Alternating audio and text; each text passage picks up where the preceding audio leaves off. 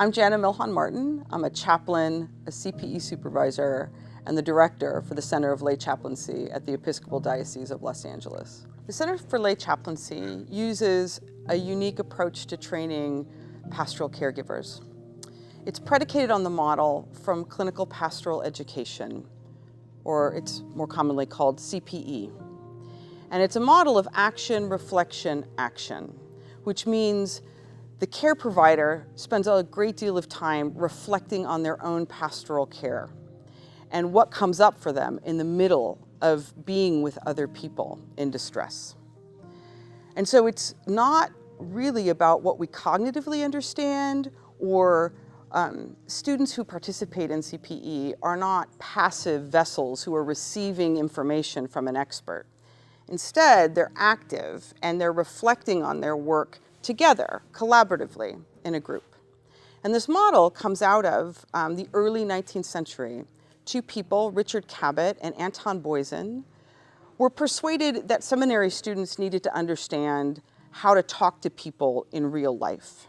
And so they created a training program inside a psychiatric hospital where students would come and do ministry and then use a case study model to reflect on their pastoral care work with those patients. And that model has been handed down to us and is used predominantly for people who are going to be ordained or going to be certified chaplains. And it's labor intensive traditionally. It takes a lot of time. You have to be willing to give up 400 hours and work inside of a hospital. And this work is transformational because it asks us to reflect inward rather than to think outward initially, and see what comes up for us in our pastoral care. But not everybody has 400 hours, and most people don't seek ordination. And so the gift of this training has been relegated to a select few. And our hope is that we can bring this model to as many people as possible to make it radically accessible to whomever might want to participate in the work. And so what we've done with this website is assembled a number of people who have had experience in CPE. And they're going to talk to you a little bit about what their experience has been like, what they've learned, and share with you how they understand the work in CPE, because it's unusual, it's different than how most lay pastoral caregivers are trained in the Episcopal Church. Father Limo handed me an email in the fall of 2018 and told me I should do this, and I had no idea what it was, and it was a pilot program for CPE for lay people. My Buddhist practice, one of my first teachers, still kind of a primary teacher, was a guy named Gil Fronsdahl up in the Bay Area. I really appreciated him as a teacher, and I wanted to study more with him, and one of the offerings he had was a year-long Intro to Buddhist Chaplaincy program. So I got in touch with Jana, and she explained it to me, and I thought, wow, this sounds pretty interesting. And I was thinking it would help me with my spiritual ambassador volunteer work at St. Mary's Hospital. In struggling later in life with my own addiction issues, alcoholism, I was taken up by a group of men who weren't particularly cool or fancy, but were just really grounded in being present for me, who just, no matter what came out of my mouth, no matter what I was processing, they would just look at me and they would say, yeah, I relate to that, or it's going to be okay. As I started to develop my own sense of spirituality, that same sense of wanting to be of service to others in an engaged way, a way that was really engaged with where people were in the midst of their suffering. While I was doing it as part of studying Buddhism and my meditation practice, it was requiring me to kind of open my heart. It just, it just seems kind of dumb to say it now, like, of course, right? It was chaplaincy, but I didn't know that. I didn't know what I was doing. I was just pursuing another interest of mine, which turns out was an interest of the heart, but I just didn't know that at the time.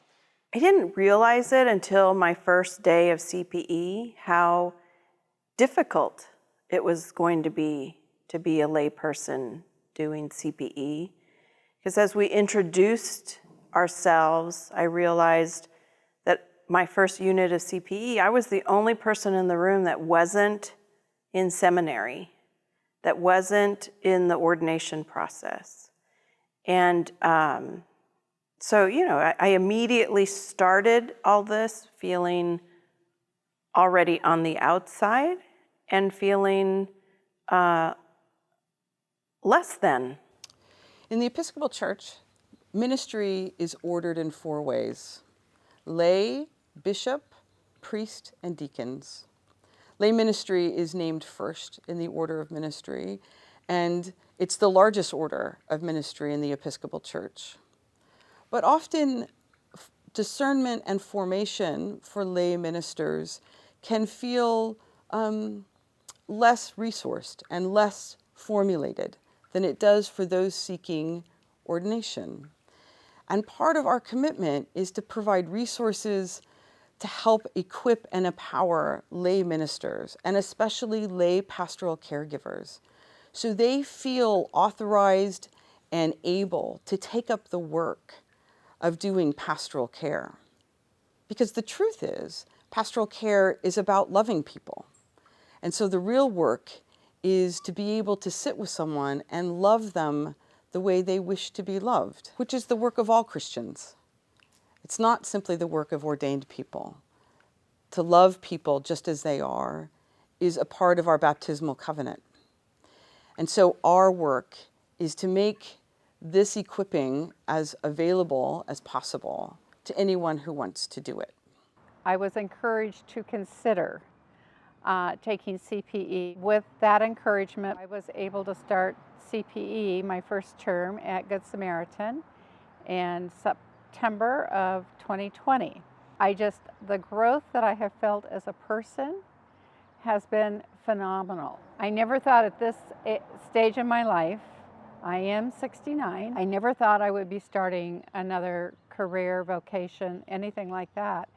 And yet I felt called to this. It's like I feel I finally have found where I belong. I'm a postulant for Holy Orders, and it was one of the requirements to get to the end of it. What I expected, it was totally different than what I got. I thought I was only gonna be visiting patients at the hospital and talk to them, and that's about it. It was a whole lot more work. It was hard at the beginning, and it was frustrating, but turns out to be one of the greatest programs I have ever been in. Big sort of like slap on the side of the head surprise was I wanted to do it. My heart wanted to be part of this and engage. I just didn't know what that was. I had no way of knowing what that actually was going to be like in the actual experience of doing it. What I immediately encountered, I would knock on the door and, "Hi, I'm Dave with spiritual care," and the person in the bed immediately washed over me as like, "Oh, I'm invading their privacy." So this anxiety would come up that I just, this wasn't like, how am I supposed to do this? I don't really know what I'm supposed to do. And so that initial sort of awkwardness of feeling like I was invading privacy was difficult for me. Something in my heart is pulling me forward and I'm following it, but which was new to me as well. So I was really scared to do CPE. I think that my primary memory of everything about it was just terror as I approached it. Even writing my application, the whole time I was saying, I can't do this, I'm not worthy. And it was that what I was looking for, the encounter with that which in me which felt I wasn't somehow worthy to do this work. You know, I'd be crying writing this application paper, and like just all this stuff about my unworthiness would be coming up. All my stuff would come to the surface. I remember this interview for CPE after I put all these materials together, and I'm like, I'm clearly not worthy. Here it is anyway, right? Just that showing up anyway, even in the midst of that feeling. and the vulnerability that comes up with that. And I remember this interview and being asked, like, that was the space that they wanted me to go into. And I was like, I can go into that space, right? I can enter that. That seems like the place where the work is. It was more about reflection and not only knowing and acknowledging stuff about the hospital, but it was more about inward stuff inside of me. It was not from here to there, but from here to here. So it turns out to be really a blessing, because today I can see the difference, even though this morning I had some issues, but I was able to still come because it was out of my control. And I learned that I decide how my life goes. I decide what decisions to take, because and most of the time it's about stuff that I learned in CPE. So the premise for our approach is based on the idea that the human soul doesn't want to be fixed or saved or advised. It wants to be witnessed or companioned just exactly as it is. And so clinical pastoral education goes about its work to help people do the hard work of bearing witness to care seekers. And that sounds simple enough, that pastoral care requires us to bear witness to the other. But the fact is, it's not easy. It's incredibly complicated, because it requires us to still ourselves to the reactivity that can happen when we come close to the distress we find in other people. Clinical pastoral education has some traditional parts involved, and I want to help you understand how those pieces work together. The central text or resource in CPE is the case study. Some people refer to it as a verbatim, but it's a structured way of reflecting on our pastoral care. And the case study asks us to do several things. One, to go back to a particular encounter that we've had with a care seeker and to look at it, and to look at the elements that have left us feeling a little bit uncomfortable or disturbed. Because the best case studies or verbatims are those which kind of leave us uncertain about how we did. So I usually say to participants, you get to have one really good case study where everything went great and your work was perfect. But after that, the work is to bring in your worst cases, the places where it went bad. In the case study, there's two places where we point our reflection. One is in theological reflection, and our work there is to come together as a group and to think through what meaning the pastoral care provider might ascribe to the pastoral care encounter. So what are we saying is happening in these encounters? And how does our theology or our philosophy form or structure our pastoral care? And the second part is, what can we know about the person seeking care? What is their ecology of belief? And how do we respond to their beliefs? This crafting of theology and philosophy and how it affects how we show up for people is an important part of the work. A second part of the work is something we call psychosocial reflections. It's looking at the elements of culture, language, race, justice issues, and asking ourselves how those issues affect our own pastoral caregiving and what insight we might generate about ourselves and our work while reflecting on those issues. And a big part of this work is looking at narratives of dominance and subdominance, how those narratives come together and may affect our ability to be with someone. The point isn't to find out what we did right or what we did wrong. The larger point is, what insight can I generate about my work? How can I know myself better as a care provider? Because it's never about rightness and wrongness. It's about knowing ourselves better and how we show up in the work. so we can better understand our giftedness and our growth edges, those places where we may want to do our work differently next time. There's a lot of moving parts to clinical pastoral education, and maybe you've watched some of the videos of students' experience and you feel curious and you'd like to know more.